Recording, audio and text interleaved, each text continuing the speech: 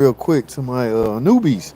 I guess this guy's a newbie. He asked me a question about concerning this engine. Okay, now I need y'all to understand. There's a difference. This is a 3.6 Pentastar. However, they all are not the same. All right, let me say that again. They all are not the same. I want to say 2016, the Jeep Grand Cherokee and the Dodge Durango was the first one to use this Generation 3 Pentastar, as well as the 2017 and up Pacifica, Chrysler Pacifica, the minivan. Okay, so then periodically, depending on the year, they start implementing this engine. So when you go to get a oil cooler such as this, you need to verify or you need to make sure you tell the people. Don't just go in there and say, "I need an oil cooler for a Pentastar."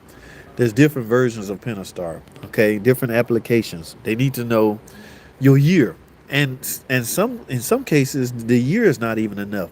We get to the point where we need to give companies out VIN in order to get the correct part. Yeah, because the VIN can be used for to pull up all the application. Now I'm gonna implement a shorts video in the same live version that I'm doing, so y'all bear with me for a minute because I had a guy ask me a question. In other words, I just do it right now. Ooh, welcome man, welcome back to the channel. So y'all see this?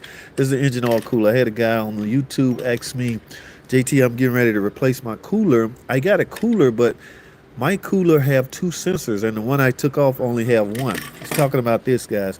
Now, let me explain something to y'all. On a Gen 3 Pentastar engine, they no longer use the oil temperature sensor, all right? On a traditional cooler, you're going to have two sensors. One is going to be an oil pressure sensor, and the other one is going to be an oil temperature sensor, okay? The computer needs to know the temperature of the oil as well as the pressure that the oil pump is pushing out. That information is crucial for variable valve timing, okay? So, but they stopped putting the oil temp sensor on the cooler, which was a good idea, okay? This thing is plastic. You need as less things screwed into this as possible. Now, they didn't get rid of the oil temperature sensor. I just said that information is crucial. They just relocated the oil temperature sensor, okay? So if you're looking for yours and you got a 3.6 Pentastar Gen 3, ta-da, they sit right here, guys. It don't even look the same. It's on the rear of the head. For some reason, engineers determined that they can get a better temperature of the oil through a galley inside of the head. All right, so yeah, if you're looking for it and need to replace it, it's on the rear of bank one, I want to say. Yeah, it's like bank one. So it's not on your cooler anymore. All right, but don't panic. That just means you got the wrong cooler. That's why I named this video. Make sure you get the correct cooler for the application you're working on. All right, this is a Gen 3 Pentastar. You can tell by the valve train. All right, that's all I have on that, man, just to answer my buddy question. So if your cooler leaking, get it replaced. This one here, we replaced this engine because she overheated it, guys. Look at all of this shiny ass aluminum. Yes, it's crazy. What kind of engine is this, bro? This is a 3.6 V6 Pentastar with a lot of horsepower to be a V6. All right, the problem, if you look on the internet, you'll see a whole heap of problems. It's related to the valve train and this device right here. That's the only setback this engine have, okay? Had they nailed it with this oil cooler and these rocker arms, this would have been a perfect engine, okay? But keep in mind, there's 12 million out there on the road, so it's doing some good out there for somebody. So I just wanted to wrap that up. If they didn't want this engine back, I would take this timing belt apart for y'all, and we'll go over the timing belt setup. I know some DIY mechanics doing this stuff at home now. Oh man, I do not advise that unless you have the correct tools, guy. Is it in line, bro? What do you mean? Is it in line? Okay. Yeah, I don't advise working on this engine unless you have the correct tools to put it in time properly. All right. But the main thing people doing on these are the rock arms and the cooler. So, but I just needed to get that off my chest because he asked me that question and I forgot to tag it in there. Right here is the EGR valve. Yes, they're going back to the EGR valve. There's a cooler on this engine, okay? I don't know the strategy or the strategic thing they're looking for to determine. This is variable valve timing, okay? So I don't know. I thought that did away with EGR, but boy, I guess I was wrong.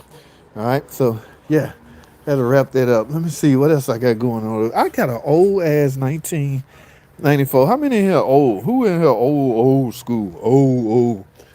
69 Dartman. What's his name? My other garage buddy. They fairly old.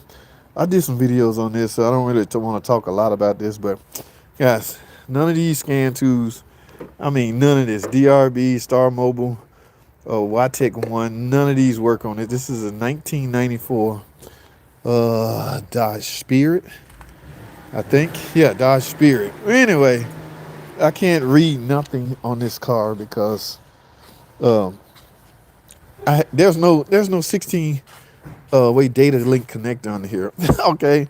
What was they using in 94? It's a little green connector under there, but this engine, V6 MMC, yes, inline six.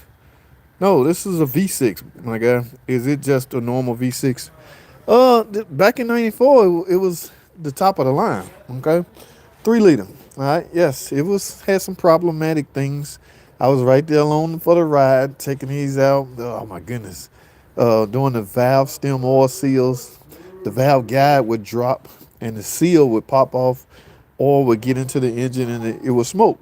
The repair was to take the heads off, knock the valve guides back up, cut a ring in the valve guides, and put a snap ring on it so it wouldn't drop. Yes, I was around doing. And look, why this car in here in the first place? The transmission.